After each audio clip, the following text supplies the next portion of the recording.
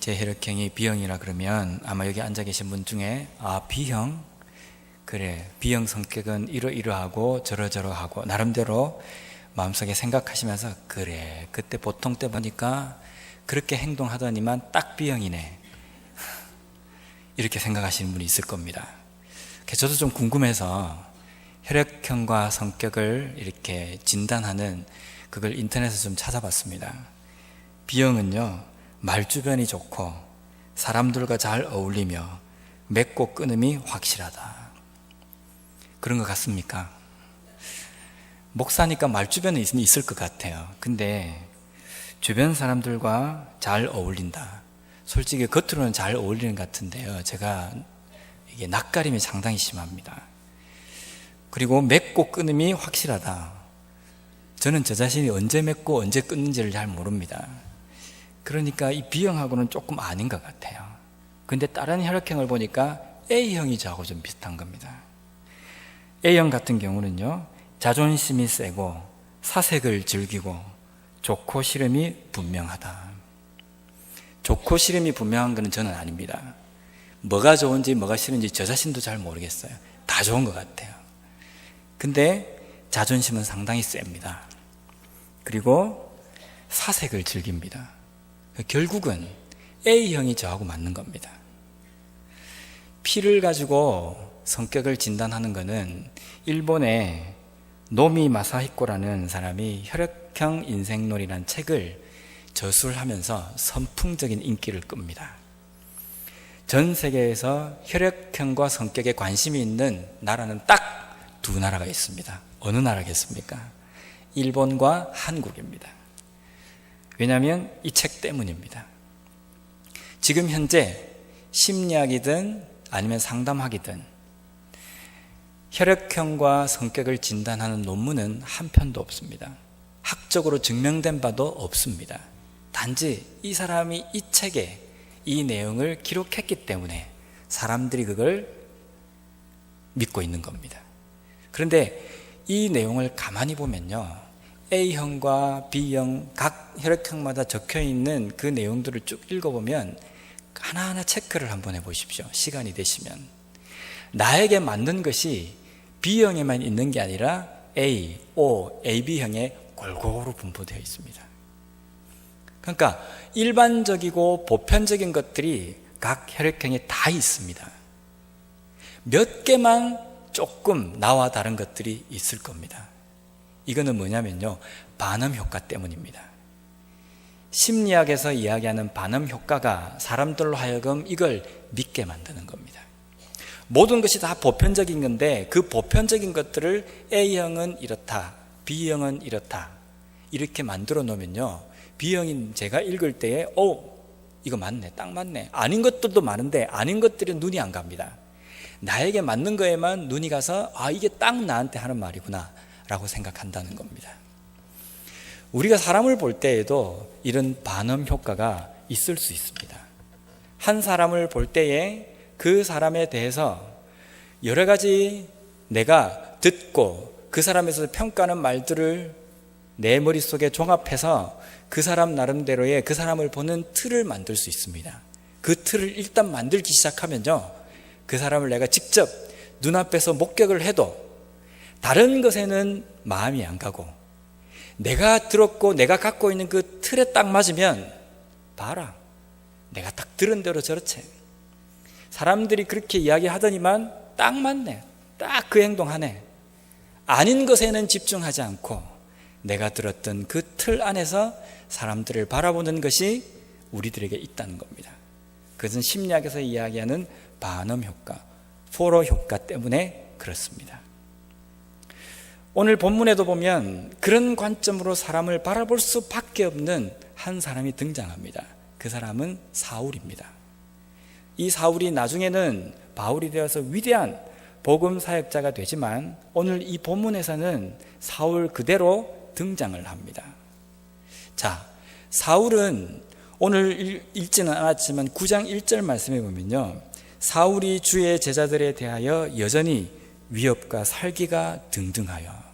누구에 대해서 지금 살기가 등등한데요, 누구에 대해서 그러냐면 복음 증가하는 하나님의 백성, 그 사람들을 잡으려고 혈안이 되어 있는 겁니다. 도끼를 품은 독사처럼 그렇게 사람들을 잡으려고 돌아다닌다는 겁니다. 아마 이 당시에 그리스도인들에게는 이 사도 바울이, 사울이 골칫거리였을 겁니다. 공포의 대상이었을 겁니다. 우리가 모이고 있는 이 모임에 사울이 왔다더라 이러면 벌벌 떨지 않았겠습니까? 도망가자 이렇게 됐을 겁니다. 개인적으로나 아니면 공동체가 모여서 기도할 때에 기도 제목의 1번에 항상 들어가는 제목이 하나님, 이 사울 좀 어떻게 해주십시오. 사울 때문에 두려워서 못 지내겠습니다.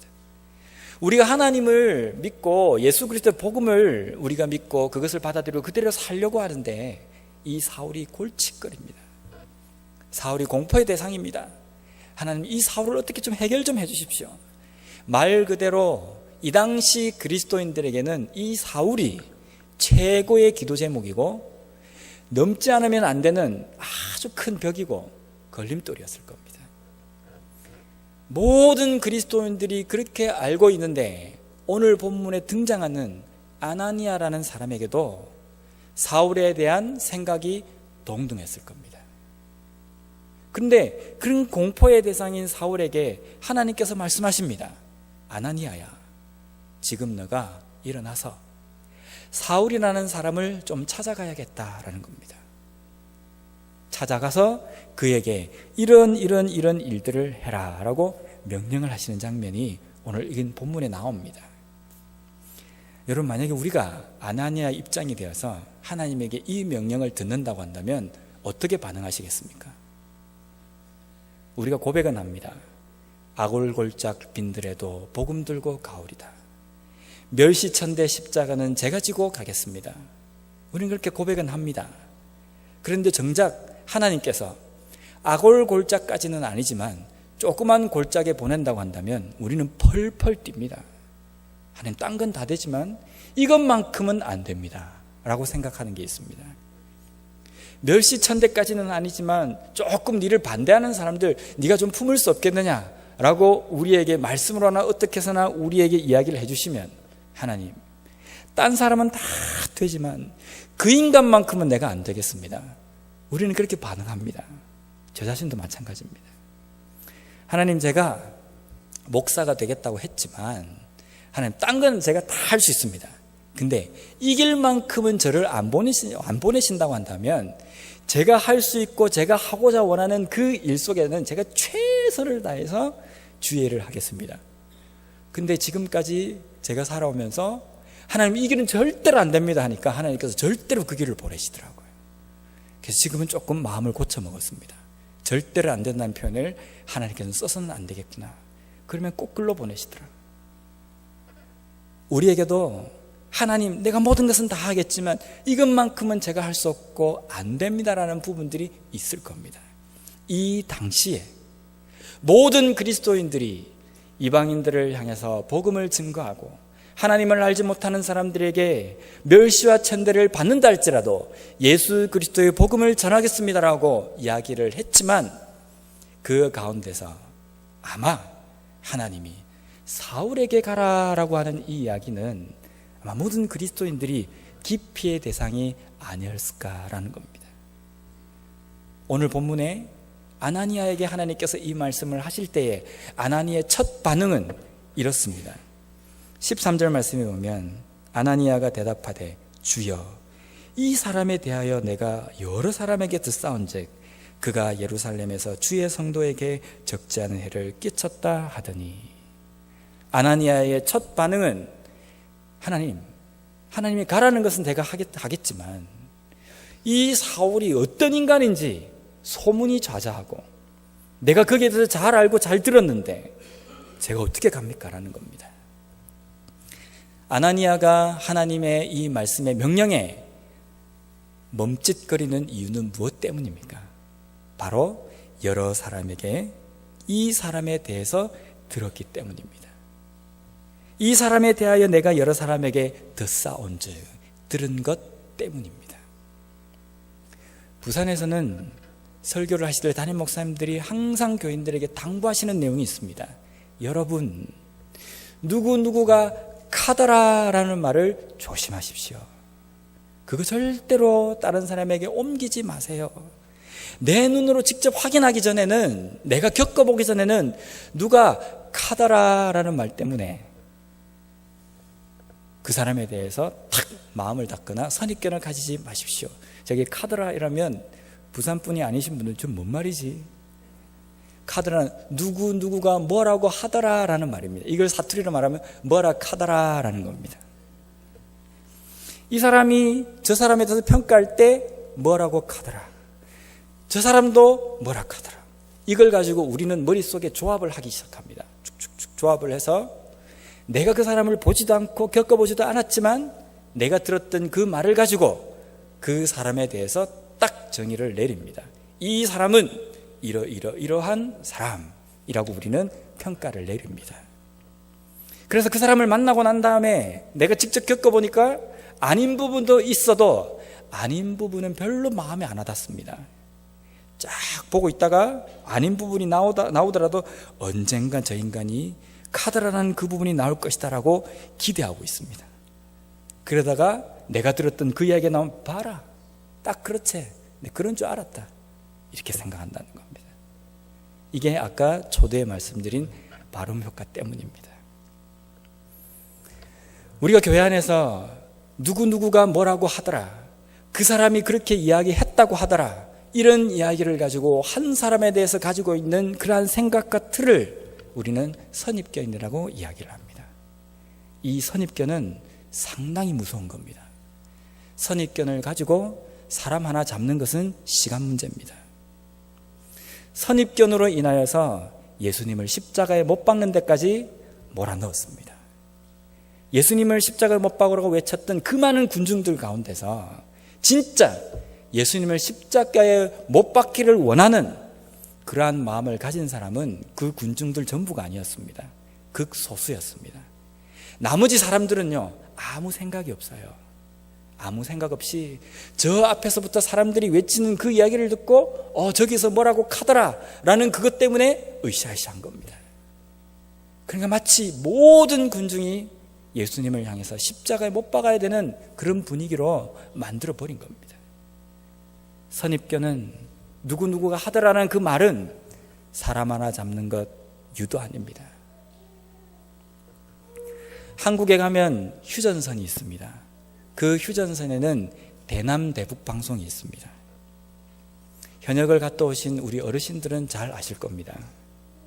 저는 전방에서 근무하지 않았습니다. 열심히 후방에서 특공대로 사역했습니다. 이 이야기 하니까 저 때 한번 보니까 진짜 특공대이냐고 그런데 저는 6개월만 짧게 했습니다. 짧게 방위로. 근데 거기 휴전선에 가면 대남 대북 방송이 있는데요, 거기에서 항상 이야기하는 것은 남한에서는 북한 군인들에게 넘어오라는 겁니다. 북한에서는 남한 군인들에게 넘어오라는 겁니다. 근데 그게 효과가 있는 것 같아요. 그래서 군인들이 넘어옵니다. 북한 군인들이 넘어옵니다. 넘어오면 공식적이진 않지만 비공식적으로 그 사람에 대해서 어떻게 평가를 내리냐면요, 한 번 변절자는 영원한 변절자다. 저 사람이 귀순을 했지만 언젠가 다시 변절할 수 있다고 생각하고 요주의 감시의 대상이 됩니다. 그 사람을 항상 감시를 해야 된다는 겁니다. 왜 감시를 해야 됩니까? 언제 변할지 모르기 때문입니다. 그 사람이 원래 변절한 사람이기 때문에 또 쉽게 변절할 수 있다는 겁니다. 우리가 사람을 바라볼 때도 이 부분을 이렇게 해야도 괜찮지만 우리가 사람을 바라볼 때도 혹시 이런 마음을 가지고 바라보진 않습니까? 과거에 그 사람이 그러했기 때문에 지금도 여전히 그러할 것이다 라는 겁니다. 제가 한 교회 사역을 할 때에 처음으로 맡은 부서가 중고등부였습니다. 그 중고등부를 맡는데 이 중고등부를 잘 하기 위해서 제 오른팔과 같은 서기 한 명이, 괜찮은 서기 한 명이 필요한 겁니다. 그래서 이렇게 쭉 물색을 하다가 이제 갓 고등학교에서 졸업한 한 여학생이 정말 일을 잘할 것 같은 겁니다. 그래서 걔를 교사로 임명하기 위해서 교육자회에서 이야기를 했습니다. 제가 이 아이를 서기로 임명하려고 합니다. 어떻습니까? 라고 하니까 거기 모인 모든 교육자들이 하나같이 하는 이야기가 안 된다는 겁니다. 왜 안 되냐고 물어보니까 걔는요 얼마나 책임감이 없는지, 뭐 하나 일을 맡겨놓으면 절대로 안 하려 합니다.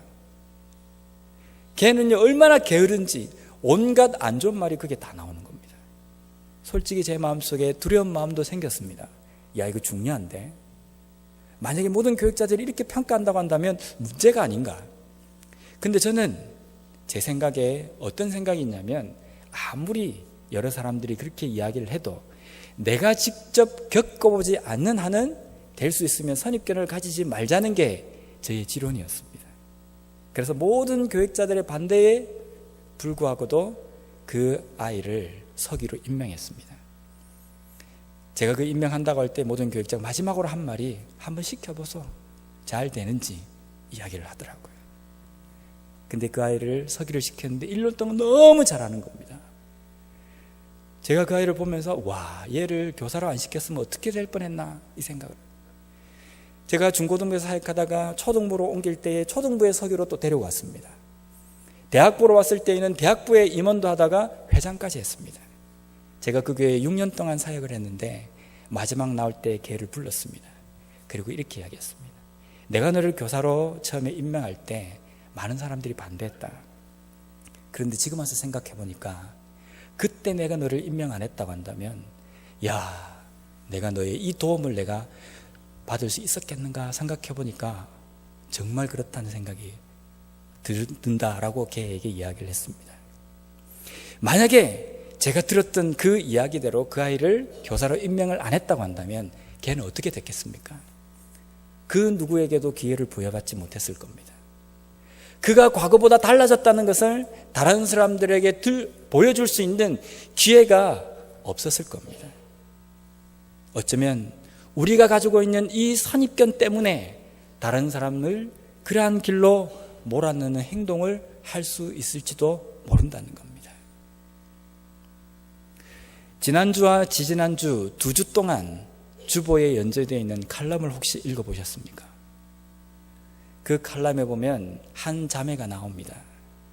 그 자매는 과거에 몸을 팔고 방탕한 생활을 했던 자매였습니다. 그런데 예수 그리스도를 만나고 변화가 되어서 교회에게 나온 자매입니다. 열심히 신앙생활하고 믿었는데, 마음의 기쁨 가운데 신앙생활을 했는데 주변에 있는 시선들이 따가운 겁니다. 저거는 옛날에 몸을 팔던 여자, 옛날에 방탕하게 지내던 그 여자, 손가락질을 합니다. 많은 사람들이 수근수근 됩니다. 그 수근수근 되는 것들 때문에 견디지 못했습니다. 결국은 이 자매가 목숨을 끊었다라는 것이 칼럼의 결론입니다. 이게 세상의 단체에서 일어난 일이 아니라 교회 안에서 일어난 일입니다. 요즘 교회에 보면 목사님들이나 이런 분들이 실수를 해서 아주 어렵게 되는, 교회에 무리를 일으키는 그런 경우도 상당히 많이 있습니다. 근데 제가 그 기사들을 쭉 보면서 무슨 생각을 좀 하냐면요, 하나 터지니까 그걸 보고 있던 많은 교인들이 과거에 있었던 일까지도 다 들춰대는 겁니다. 옛날에 이랬고 옛날에 저랬고. 제가 그 모습을 보면서 이게 세상에 있는 단체에서 일어나는 일이 아니라 교회에서 일어나는 일이라는 겁니다.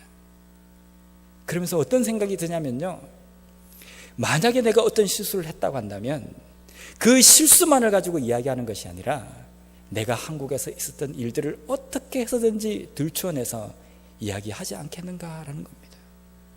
두려운 겁니다. 그렇다고 그런 짓을 했다는 것이 아니라 두렵다는 겁니다. 털어서 먼지 안 날 사람이 이 세상에 어디에 있습니까? 이러한 일들 때문에 우리는 교회 안에서 많은 사람들을 색안경을 끼고 선입견을 가지고 바라본다는 겁니다. 저 사람은 저래서 안 되고, 저 사람은 이래서 안 되고, 저 사람은 전에 있던 교회에서 이렇게 했고, 저 사람은 이전에 한국에서 이렇게 했고, 이러한 것들이 꼬리표처럼 따라다닌다는 겁니다. 어떻게 만회를 해보려고 노력을 해도 사람들의 시선은 쉽게 고쳐지지가 않는다는 겁니다. 여러분, 우리가 선입견을 가질 수 있는 것은 인간이기 때문에 당연합니다. 그 선입견이 그 사람을 바라보는 절대적인 기준은 되어서는 안 된다는 겁니다. 참고는 할 수 있습니다.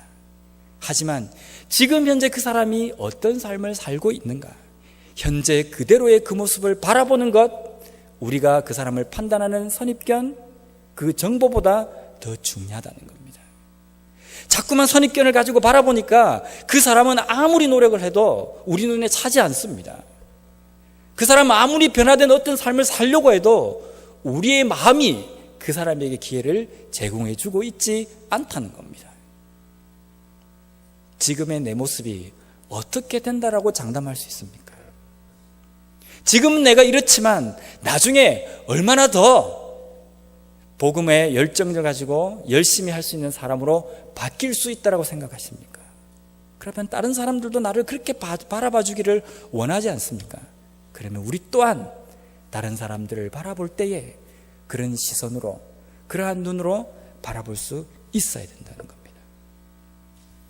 이러한 사울에게 하나님께서 아나니아에게 가라라고 하는 겁니다. 호랑이 굴로 가라는 겁니다. 죽을지도 모르는 그 길을 아나니아에게 가라고 명령하셨습니다.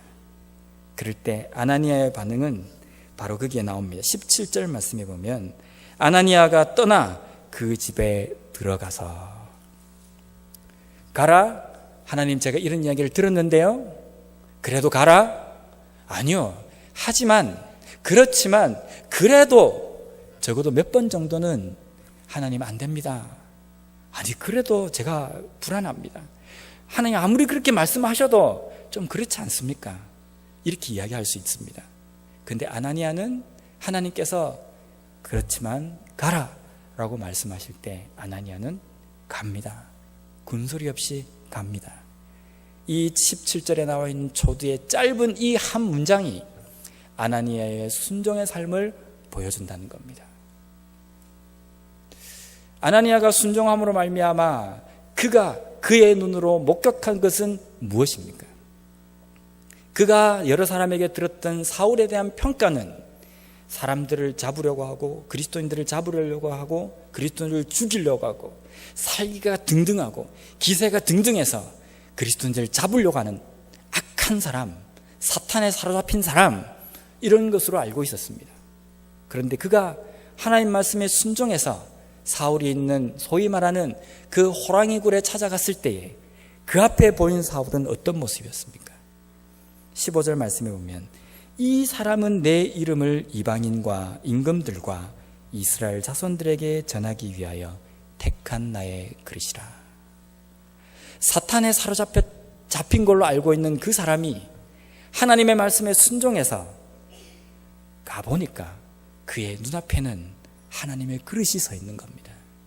위대한 하나님의 도구가 그 자리에 서 있는 겁니다. 아나니아가 하나님의 말씀에 순종하지 않고 가지 않았다고 한다면 그는 여전히 사울에 대한 평가를 이렇게 갖고 있을 겁니다. 예수 믿는 사람을 잡아 죽이려고 하는 사람, 그리스도인들에게 정말 암과 같은 존재, 악독한 존재, 사탄에 사로잡힌 존재, 이렇게 사울에 대해서 생각하지 않았겠습니까? 근데 그는 하나님 말씀에 순종해서 그 순종함으로 나아갈 때에 악한 사람이 변화되어서 이 세상에 둘도 없는 하나님의 일꾼, 하나님의 그릇으로 쓰임받는 그 장면을 목격하게 되었다라는 겁니다. 사람의 일은 아무도 알 수 없습니다. 어떻게 될지 아무도 모른다는 겁니다. 왜냐하면 그 사람이 아무리 구제불능이라 할지라도 하나님이 만지시기 시작하면 다르기 때문입니다. 달라질 수 있기 때문입니다. 우리의 마음속에 내가 가지고 있는 판단 기준과 생각으로 어떤 한 사람에 대해서 이렇게 낙인 찍어버리는 것, 왜 그렇게 하십니까? 그 사람이 구제불능이라고 생각하십니까? 그 사람은 도무지 변화될 기미가 보이지 않기 때문입니까? 그러면 하나님은 뭘 하시겠습니까? 하나님이 그 사람을 여러 사람들을 위해서 고난받고 해를 받아야 될 이방인을 위해 복음을 증가하는 하나님의 그릇으로 삼았다고 한다면 어떻게 하시겠습니까? 하나님은 하나님의 도구로 하나님의 그릇으로 삼았는데 우리는 자꾸만 그 사람에 대해서 구제불능, 변화되지 못할 사람, 절대로 해결되지 못할 사람, 이렇게 낙인 찍어버린다고 한다면 어떻게 하시겠느냐라는 겁니다. 하나님, 내가 모든 사람은 다 사랑할 수 있지만 이 사람만큼은 안 됩니다. 하나님, 내가 모든 사람은 다 용납할 수 있고 품을 수 있지만 이 사람만큼은 되지 않습니다. 그럴 때 하나님은 우리에게 말씀을 통해서 하십니다. 가라. 그 사람을 안아라, 품으라, 용서라는 겁니다. 이 사람은 나의 택한 그릇이고 내가 핏값을 주고 산 나의 생명과 같은 존재라는 겁니다. 그런 말씀을 하실 때 우리는 어떻게 반응을 해야 되겠습니까? 하나님, 딴 사람은 내가 다 포용하고 딴 사람은 다 용서할 수 있고 딴 사람은 다 받아들일 수 있고 딴 사람은 내가 다 껴안을 수 있지만 이 사람만큼은 죽었다 깨어나도 안 됩니다. 하나님이 명령하셔도 안 됩니다. 그건 아니라는 겁니다. 성경을 읽어보시면 그런 사람마저도 품으라는 것이, 용서하라는 것이, 안아주라는 것이 하나님의 명령이라는 겁니다. 만약에 우리가 이 명령에 순종해서 안기 힘들지만, 품을 수 없지만, 용납할 수 없는 사람이지만 안고 품고 용납하면 사울이, 핍박자 사울이 위대한 하나님의 도구로 변화되는 그 모습을 목격할 수 있는 은혜를 우리가 받을 수 있다는 겁니다. 순종하지 않으면 그 은혜를 경험할 수 없습니다. 순종하는 사람에게 일어나서 그 명령 따라서 사울이 있는 그 직가라는 그 거리로 간 아나니아에게만 일어나고 아나니아만 목격할 수 있는 특권이라는 겁니다. 오늘날 우리의 마음속에, 우리의 삶 속에 누군가에 대해서 어떤 평가를 가지고 아니면 어떤 다른 사람들이 이야기하는 그것으로 인하여서 흔들리지 않고 무너지지 않는 그 틀을 보고 그 사람을 보는 그러한 지체들이 있습니까? 있다고 한다면 그 틀을 깨시길 바랍니다. 그 틀을 깨는 것이 하나님의 명령입니다. 우리에게 말씀하시기를 가라 라고 하십니다. 너가 알고 있는 그 사람에게 그 사람이 아니니까 내가 변화시킬 거니까 지금 당장 일어나서 가라고 명령하실 때에 그 명령에 순종함으로 말미암아 사울이 변화되어서, 핍박자가 변화되어서 하나님의 도구, 하나님의 그릇으로 변화되는 것을 목격할 수 있는 그 은혜를 누릴 수 있는 저와 여러분들이 되시길 바랍니다.